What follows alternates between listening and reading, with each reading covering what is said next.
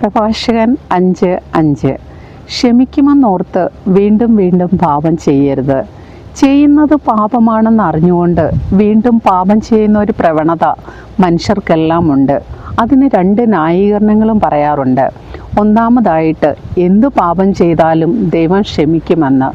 രണ്ടാമത് പറയുന്നത് ഒന്ന് അനുതപിച്ചാൽ മതി, അത് ജീവിതം തീരുന്നതിന് മുമ്പ് എപ്പോഴെങ്കിലും വേണമെങ്കിൽ ഒന്ന് അനുതപിച്ചാൽ ക്ഷമിക്കുന്ന ഒരു ദൈവമാണ് നമ്മുടേതെന്ന്. രണ്ടും തെറ്റായ ഒരു ധാരണയാണ്. ഒന്നാമത് ക്ഷമിക്കുമെന്നോർത്ത് വീണ്ടും വീണ്ടും പാപം ചെയ്യരുതെന്ന വചനത്തിൽ കൂടി ദൈവം നമ്മളെ ഓർമ്മിപ്പിക്കുന്നുണ്ട്. രണ്ടാമത് നമ്മുടെ ജീവിതം എത്ര നാളുണ്ടാകുമെന്ന് നമുക്ക് ഒരു ഉറപ്പുമില്ല. അതുകൊണ്ട് തന്നെ ഈ രണ്ട് തീരുമാനങ്ങളും തെറ്റ് തന്നെയാണ്. ചെയ്യുന്നത് പാപമാണെന്ന് അറിയുമ്പോൾ അതിനെക്കുറിച്ചൊരു പ്രായശ്ചിത്തം മനസ്സിലേക്ക് ഓടി എത്തേണ്ടത് തന്നെയാണ്. പാപം ചെയ്തു എന്നൊരു ബോധ്യം മനസ്സിലുണ്ടാകുമ്പോൾ തന്നെ പ്രായശ്ചിത്തം തുടങ്ങുന്നതിൻ്റെ ആദ്യ പടിയാകുന്നു. നമ്മുടെ ബലഹീനതകളെ, നമ്മളെ പാപത്തിലേക്ക് നയിക്കുന്ന നമ്മുടെ ബലഹീനതകളും ഭയങ്ങളും എങ്ങനെ നമുക്ക് മറികടക്കാൻ പറ്റും എന്നുള്ള ചിന്തയിൽ നിന്നാണ് പ്രായശ്ചിത്തത്തിൻ്റെ തുടക്കം എന്ന് തന്നെ പറയാം.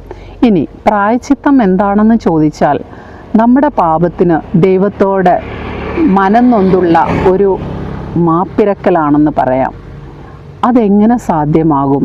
നമ്മുടെ ബലഹീനതകളെ മറക്കുന്ന ഒരു ദൈവമാണ്. നമ്മൾ ബലഹീനനായ ഒരു മനുഷ്യനാണെന്ന് ദൈവത്തിന് നമ്മെക്കുറിച്ച് നല്ല ബോധ്യമുണ്ട്. പക്ഷേ ആ ബലഹീനത നമ്മൾക്ക് മറക്കാനായിട്ട് ദൈവത്തിൻ്റെ സഹായം തേടുക എന്നുള്ളതാണ് ഒരു പ്രായശ്ചിത്തം കൊണ്ട് ഉദ്ദേശിക്കുന്നത്. ഇനി നമ്മുടെ ജീവിതത്തിൽ എങ്ങനെ പ്രായശ്ചിത്തം പ്രാവർത്തികമാക്കാം എന്ന് ചോദിച്ചാൽ, ദൈവത്തെ പൂർണ്ണമായിട്ടും സ്നേഹിക്കുക, എല്ലാവരോടും സ്നേഹിതനായിട്ട്, എല്ലാവരെയും സ്നേഹിതരായിട്ട് കരുതുമ്പോൾ തന്നെ ദൈവത്തെ കൂടുതൽ കൂടുതൽ സ്നേഹിക്കാനായിട്ട് നമുക്ക് സാധിക്കും. രണ്ടാമതായിട്ട് കൂടെ പ്രാർത്ഥിക്കുക. മൂന്നാമതായിട്ട് ദൈവത്തിൻ്റെ പ്രകാശം നമ്മുടെ ഇരുൾ നിറഞ്ഞ ഹൃദയത്തിലേക്ക് കൊണ്ടുവരികയും അതൊരു ദീപമായി നമുക്ക് പ്രകാശിക്കുകയും ചെയ്യണം. ഇനി അടുത്തതായിട്ട് വേണ്ടത് എന്താണെന്ന് ചോദിച്ചാൽ, ഞാൻ തെറ്റ് ചെയ്തു പോയി എന്നൊരു പാപബോധം നമ്മുടെ ഉള്ളിലുണ്ടാകണം.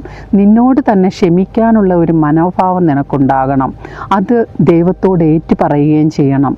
ഇങ്ങനെ നമ്മുടെ ജീവിതത്തിൽ പാപവും പ്രായശ്ചിത്തവും നമുക്ക് ഒന്നിച്ചു കൊണ്ടുപോകാം. ആമീൻ.